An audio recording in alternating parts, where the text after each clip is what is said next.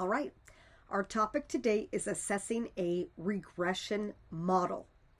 Now that we know how to calculate a least square regression line, a line of best fit, it's important to assess how well the line fits the data. We do this by asking two questions. Is a line, a linear model, appropriate? Would a curve be better? So essentially quadratic, maybe exponential function would be more appropriate. And if a line is the right model to use, how well does it actually make predictions? So now the next thing that we're presented with is a residual plot. We know that a scatter plot here is our baseline where we're looking at the explanatory variable on the x-axis, the response variable on the y-axis. So in this case, I think we're looking at roller coaster height and then the maximum speed. So what we do with the residual plot is we're going to rework the scatter plot so that the residuals, remember that that's y minus y hat, the y value from our actual data minus the y value that the model predicts. So we're going to have the residuals on the y-axis here, but keeping the explanatory variable on the x-axis. So let me slide this up. So I'm going to rework this roller coaster data here into a residual plot.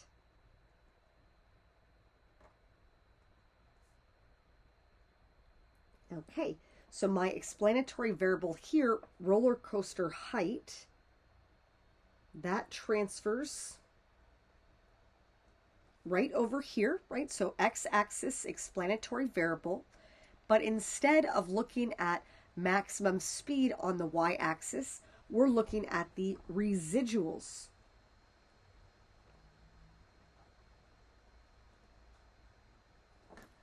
Okay, the difference between our data point, the y value, and the y value that the model predicted for the same x value.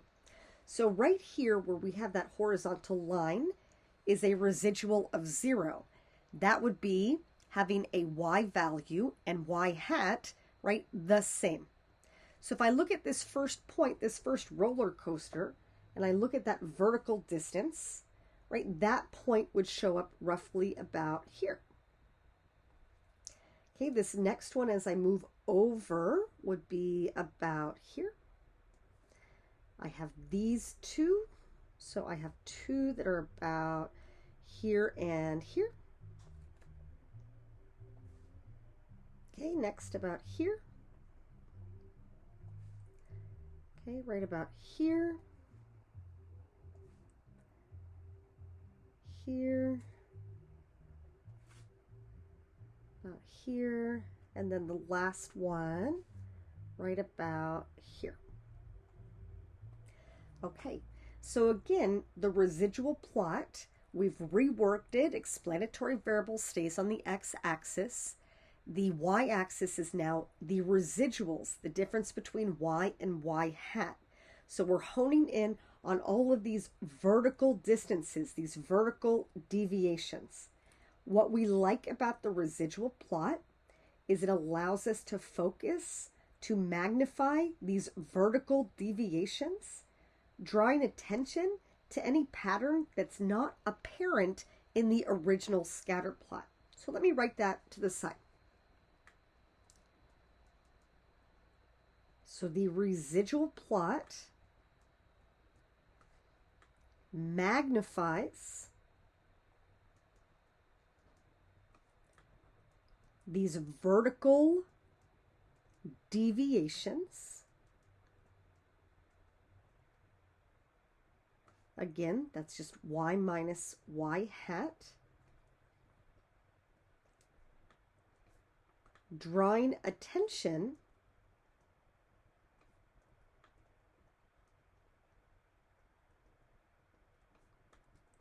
to any detail, right, that's not apparent in the original graph.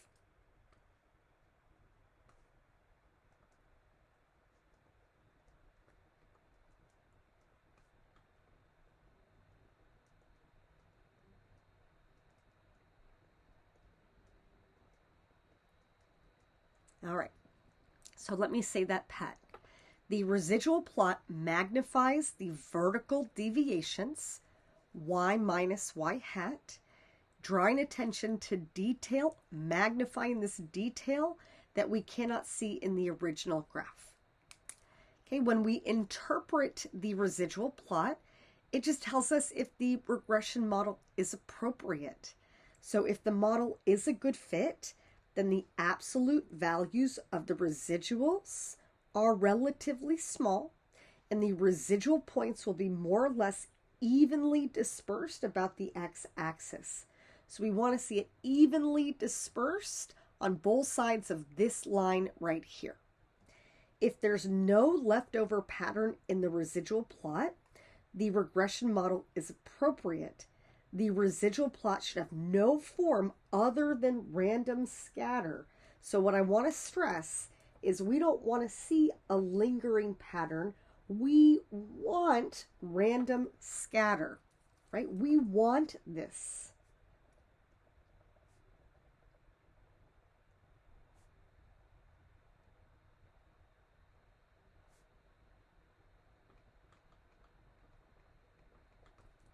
Right, that tells us that a linear model is appropriate, right? There's no leftover pattern that we just couldn't see in the original graph.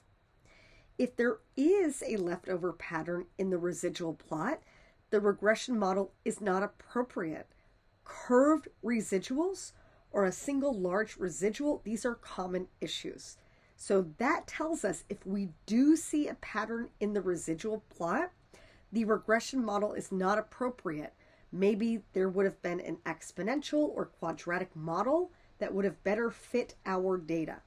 So looking back over here, this looks like random scatter. It's evenly dispersed on both sides of this line. That tells us that this is a good linear model. All right, so first up, we're looking at example 1. Determine if the regression model is appropriate. So more students are taking STAT in high school than ever before.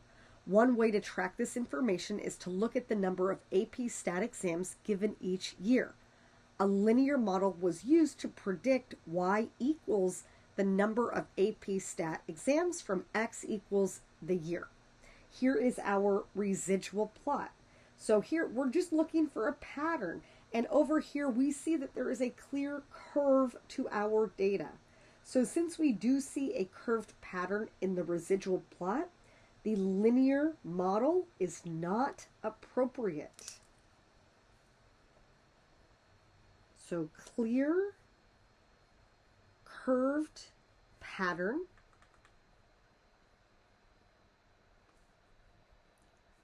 In the residual plot, right, that tells us linear model is not appropriate.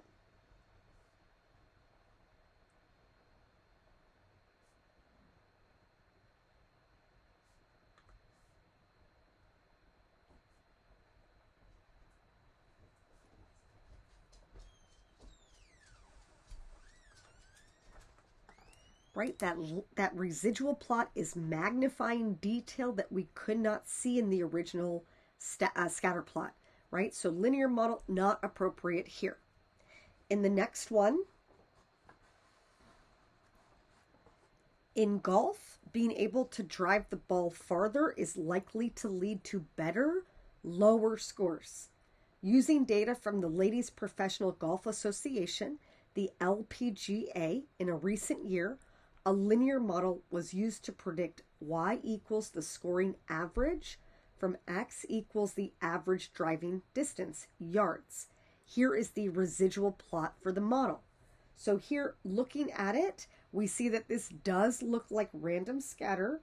We see that our data is evenly dispersed on both sides of this line.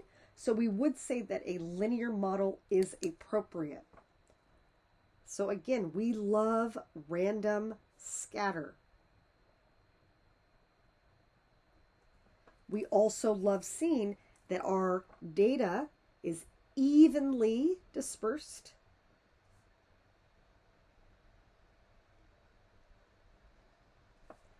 about the x-axis, right? This is what we want to see, and that tells us that a linear model is appropriate.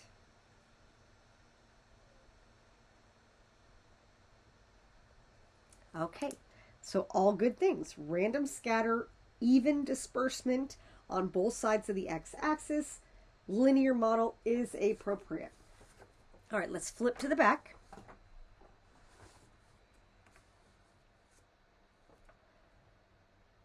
All right, so why do you need the residual plot? Right? Can't we just see it from the original graph?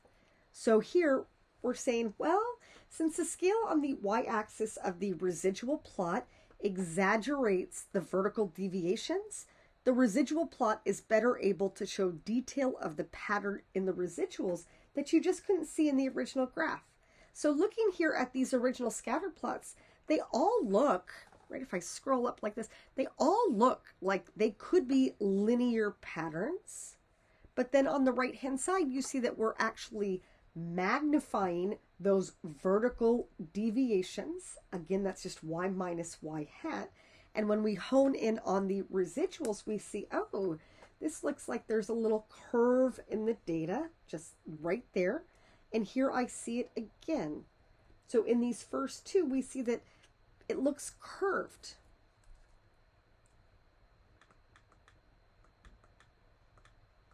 Right? And that points out to us that we probably need a non-linear curved model.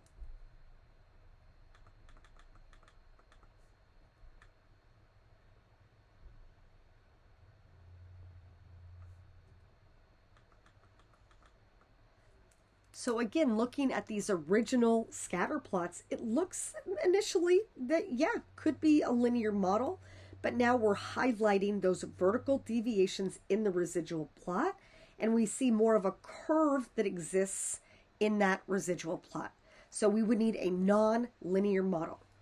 Okay, this last one, this one gets the job done. Also looks pretty linear in the scatter plot, and then when we go to the residual plot, we see what we want to see. We see that random scatter and even disbursement on both sides of this line right here.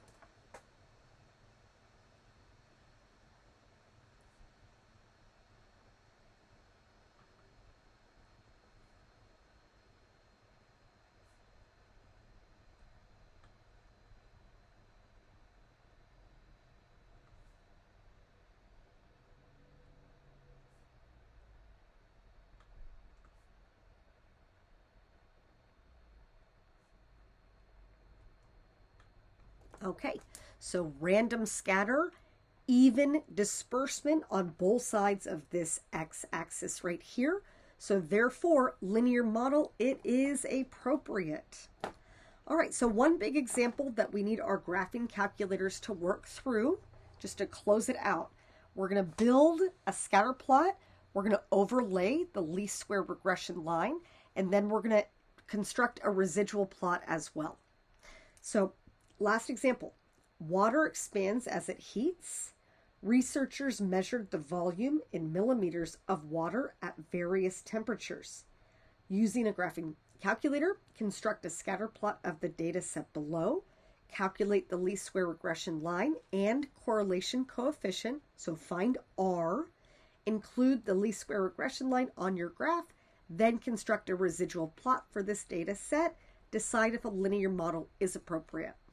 Okay, so temperature influences volume. So temperature is going to be our explanatory variable right here.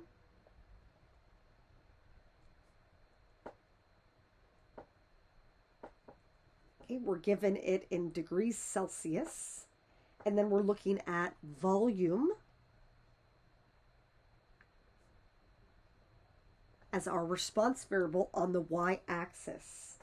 Okay, and what we're looking at, if I give it a title, we're looking at water volume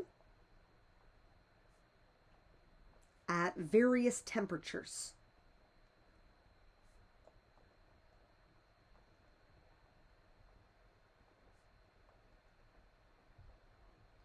Okay, so now we need to type in our data. Let me slide this up.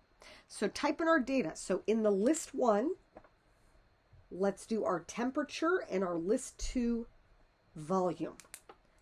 So why don't you pause for a minute, type that data in, and double check it. Okay, unpause when you're ready to keep going. All right, so here is my data. I've double checked it, right? If I go through each one, right, I see it unrounded here. As I scroll through it, everything looks great. So now I go to my function list, make sure that there's no function in any of these slots. If there was, I would clear it. Check that your stat plot is ready, right? It's on the first one. It's saying data's in L1, L2. It's on scatter plot. I've picked a pretty color for my marks. Okay. Also, I need to make sure that my diagnostics are on. If you've turned them on already, they should be turned on. If you need to make sure that they're on, you go to your catalog. So if I hit second, so second is this blue button here, along with 0 right there. That takes me to my catalog. I would need to make sure I scroll all the way down to diagnostics on. If I don't have it on, then it's not going to show the correlation. So diagnostic on, so enter, enter, everything is good to move forward. Okay, so now I'm going to go stat, calc. I'm going to go to that choice 4, linear regression, that gives it to us in our slope intercept form, y equals ax plus b. I hit enter. It says, what's your explanatory variable? Where is it? L1, that's temperature. How about the response variable? L2, that's volume. And then I want to store the regression equation in my function list. So here, let me scroll up.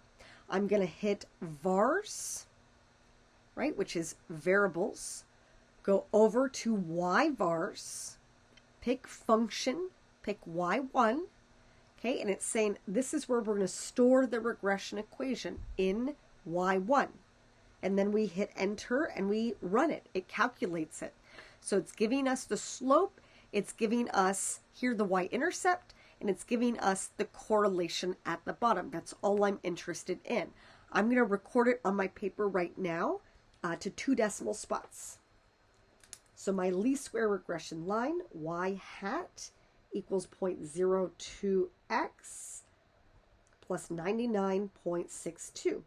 And it's giving me a really strong correlation, right? It's telling me that R is about 0.999, right? If I was rounding to the nearest hundredth, I'd say that that is 1. I'm just going to take it as 0.999. If I go to my function list right now, y equals, I can see that equation, and I'm seeing it with some precision. I'm not seeing it rounded. I'm seeing it many decimal spots, right? Still rounded, but not to the nearest hundredth.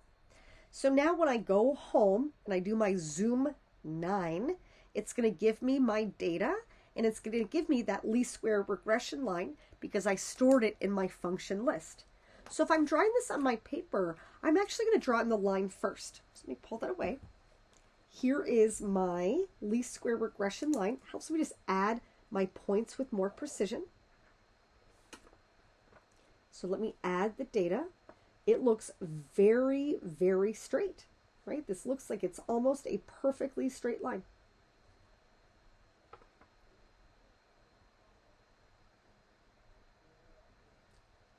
Okay, so you should be drawing this on your paper too. Okay, and this is what it looks like, right? I'm taking what I'm seeing in my calculator, just transferring it onto my paper. But now I want to see what the residual plot looks like. So here I'm going to just transfer my titles. Here I'm just going to say that this is my residual plot. I'm getting ready for it. Of water volume at various temperatures.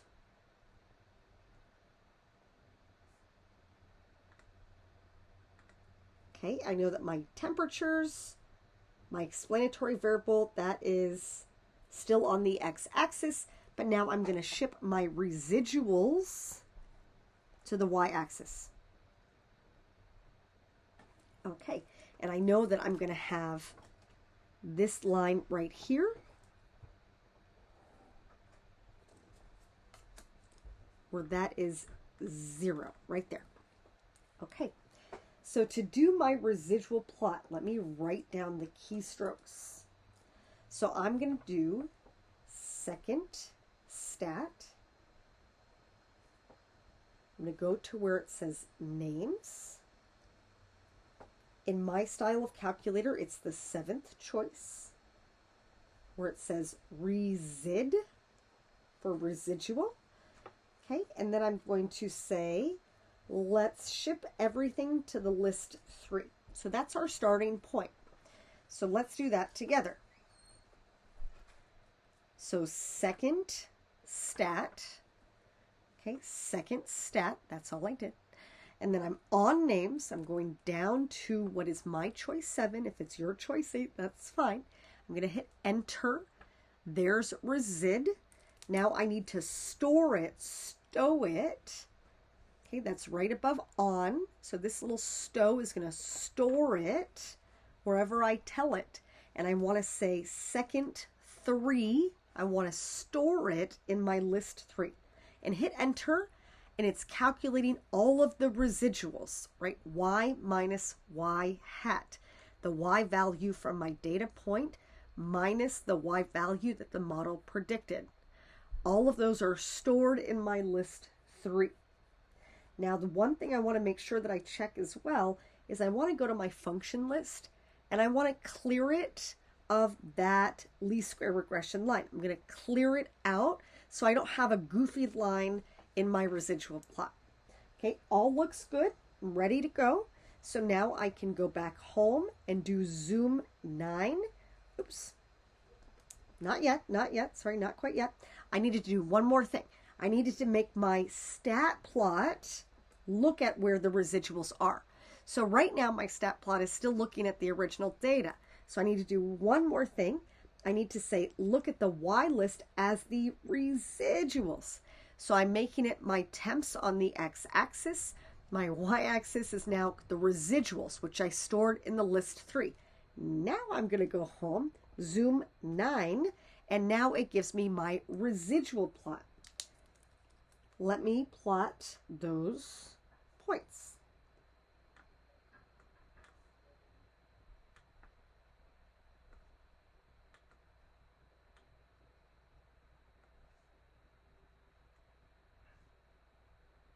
Okay, so there is what I see in my calculator. That is the residual plot.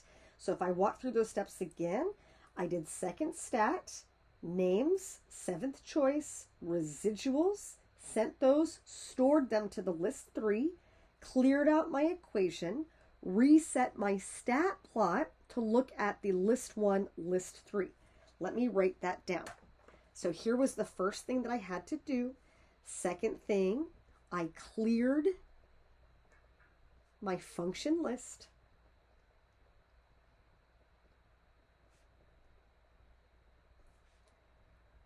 Three, change your stat plot.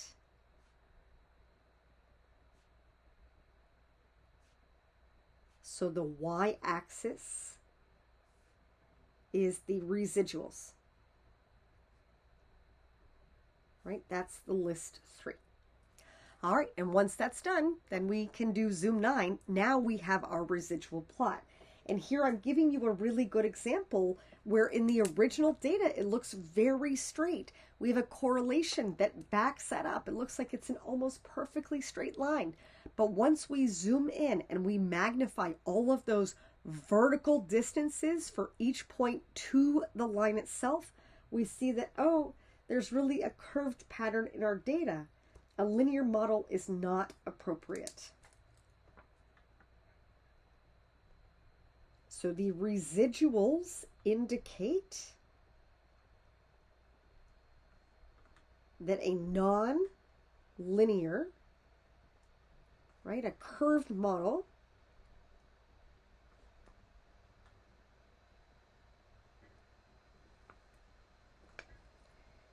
is more appropriate.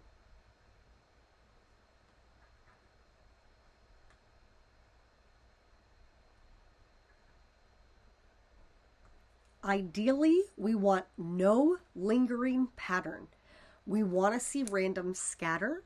We want to see even disbursement on both sides of this line. Here, clear curve pattern emerging. So here we're seeing that a linear model is not appropriate.